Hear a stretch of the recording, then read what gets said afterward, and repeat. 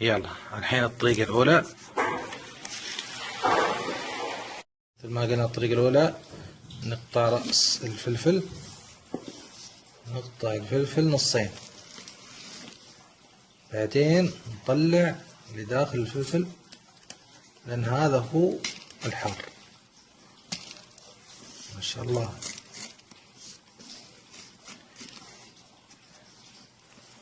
بعدين نشوف الثاني وننظفه نفس الطريقة حتى ننتهي من الكمية، حتى ننتهي من ايش؟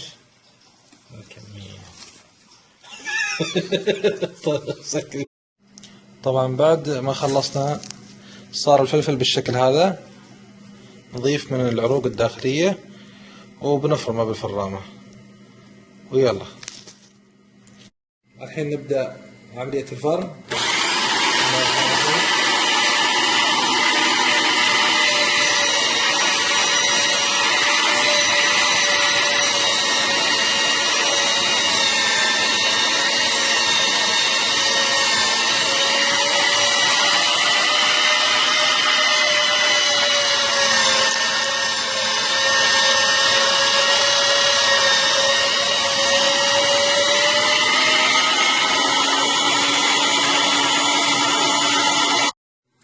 بعد ما فرمناه صار عندنا الفلفل مهروس بالطريقة هذه، بالشكل هذا.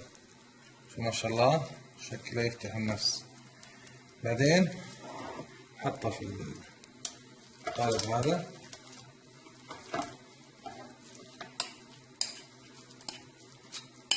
حسيت اني مطبخ سيدتي.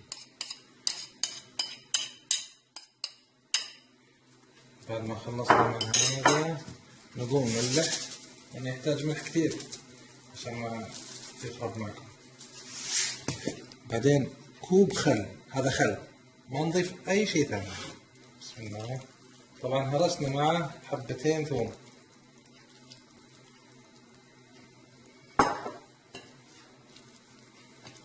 بعدين نخلط.